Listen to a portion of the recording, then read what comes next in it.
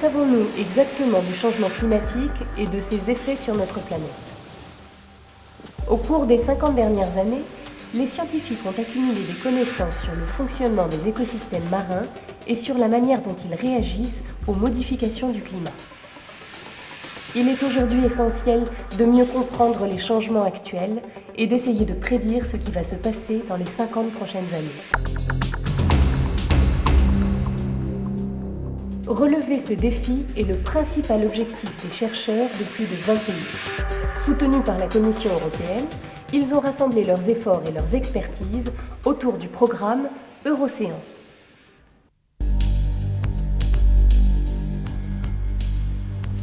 Le constat est sans appel. Le réchauffement s'amplifie sur notre planète. Les émissions de CO2, générées pour l'essentiel par l'homme, augmentent dans l'atmosphère avec pour conséquence immédiate, chaque année, 9 milliards de tonnes de dioxyde de carbone absorbées par les eaux de surface des océans.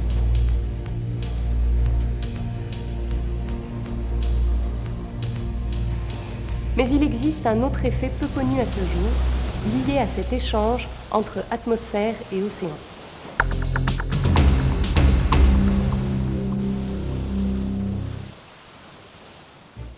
L'océan répond à une chimie complexe.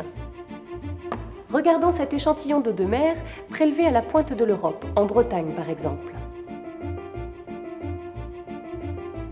Et maintenant, modifions certains paramètres. On pense que le doublement de la pression en CO2 interviendra entre 2050 et 2100.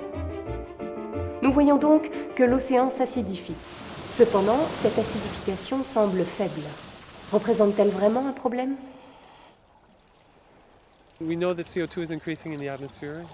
Nous savons que la quantité de CO2 émise dans l'atmosphère s'accroît. Une partie de ce CO2 est absorbée par l'océan et a donc un effet direct sur sa chimie puisqu'il réagit avec l'eau pour former un acide.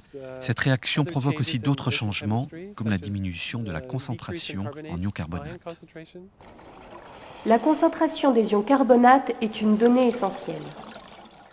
De nombreux organismes marins utilisent des ions carbonates combinés à des ions calcium dissous dans la mer pour fabriquer du calcaire. C'est la calcification.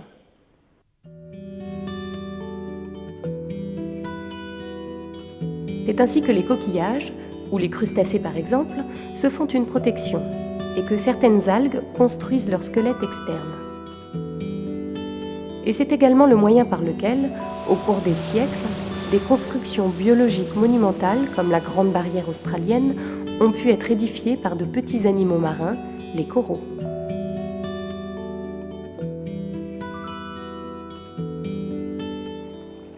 Malheureusement, les récifs coralliens sont menacés depuis longtemps par l'action de l'homme, ses villes et ses industries, ses rejets. Depuis une vingtaine d'années, un nouveau phénomène, conséquence directe du réchauffement climatique, vient s'ajouter à ces pressions. C'est le blanchissement qui peut mettre en péril les coraux.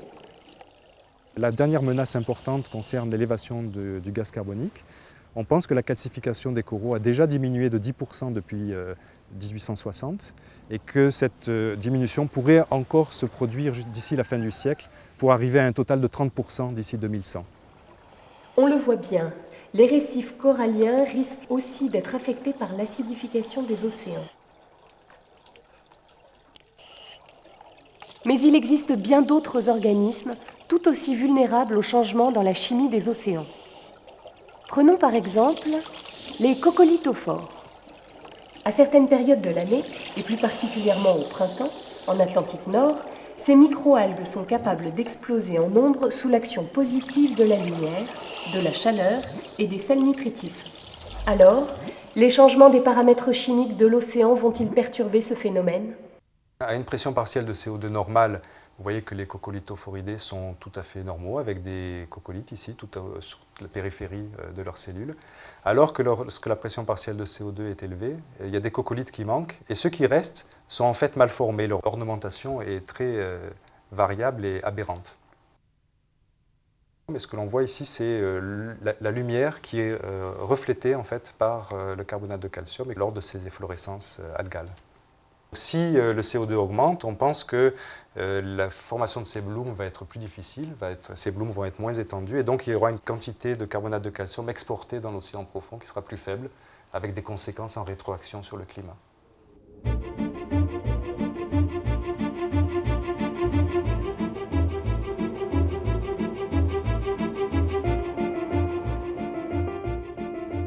Une autre réalité dans la chimie de l'océan.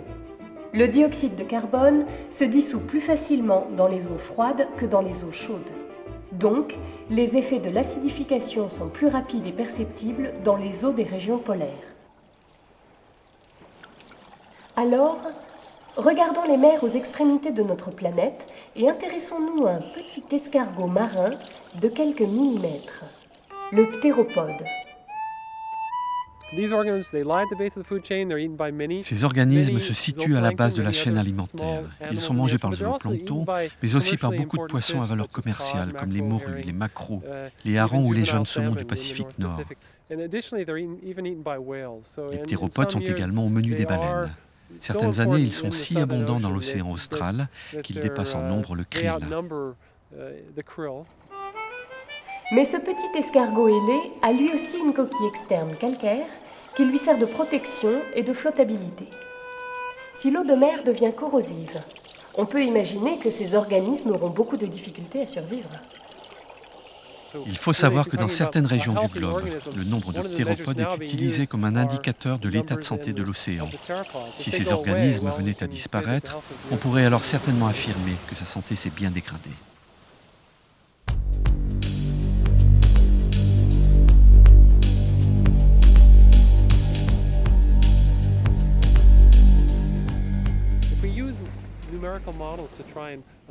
Si nous utilisons des modèles numériques pour essayer de comprendre comment ces changements interviendront dans le futur, nous pouvons voir que dans environ 20 ans, les eaux les plus froides de la planète, comme celles de la mer de Weddell en Antarctique, seront déjà corrosives pour l'aragonite, qui est un des minéraux essentiels du carbonate de calcium utilisé par les organismes comme les ptéropodes.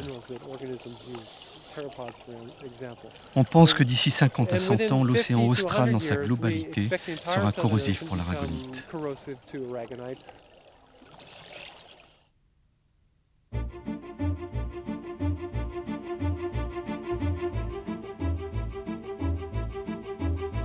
Nous n'avons aujourd'hui aucun doute.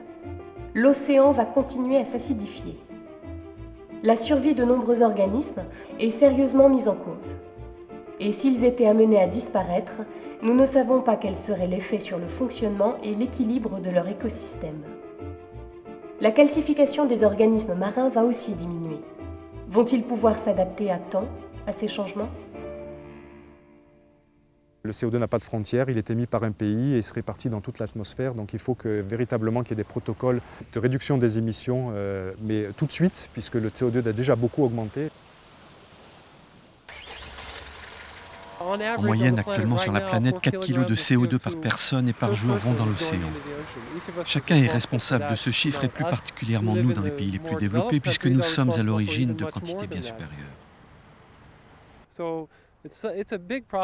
C'est un grave problème et la situation se détériore. Nous devons donc essayer de faire quelque chose. Ça ne peut plus attendre. Plus nous attendons, plus il sera difficile d'essayer de résoudre ce problème.